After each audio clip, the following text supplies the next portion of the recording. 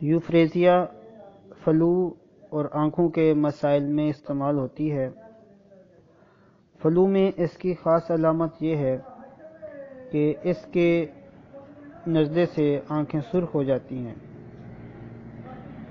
Homeopathic طریقہ علاج میں ہر دوا کا ایک خاص مزاج ہوتا ہے، وہ سمجھنا انتہائی ضروری ہوتا ہے۔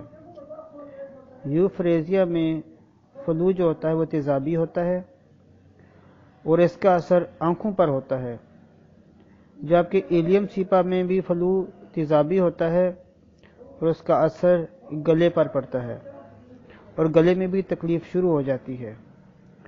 یوفریزیا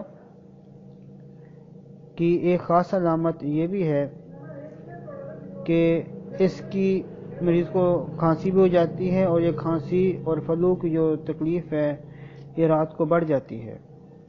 اس کی ایک کامن وجہ یہ ہے کہ رات کو فلو یا زکام کا جو مادہ ہوتا ہے وہ گلے میں گرتا ہے، اور جیسا کہ پہلے بتا چکا ہوں کہ اس کا جو فلو ہوتا ہے وہ تیزابی ہوتا ہے، اس لیے جب وہی مادہ گلے میں گرتا ہے تو اس سے گلے کے اندر اریٹیشن پیدا ہوتی ہے اور جو کھانسی پیدا کرنے کا سبب بنتی ہے۔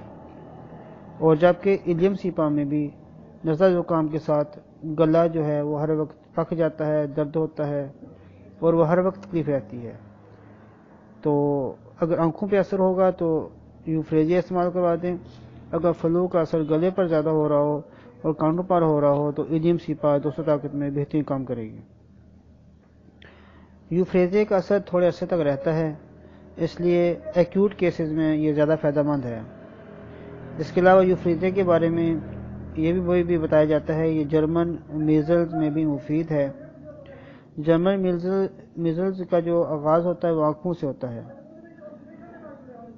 میزلز میں پلساٹیلا بھی استعمال ہوتی ہے، لیکن یہ بات یاد رکھیں کہ پلساٹیلا جو ہے یہ یوفریزیا کی دافع اثر دوا ہے، اس لیے ان دونوں کو اکٹھے استعمال نہ کیا جائے۔ یوفریزیا جو ہے یہ 30 طاقت میں اور 200 میں استعمال ہوتی ہے۔ عام طور پر 200 طاقت میں اگر ایکیوٹ کیس میں دن میں 3 بار استعمال کی جائے تو بیماری کو کنٹرول کرنے کی طاقت رکھتی ہے۔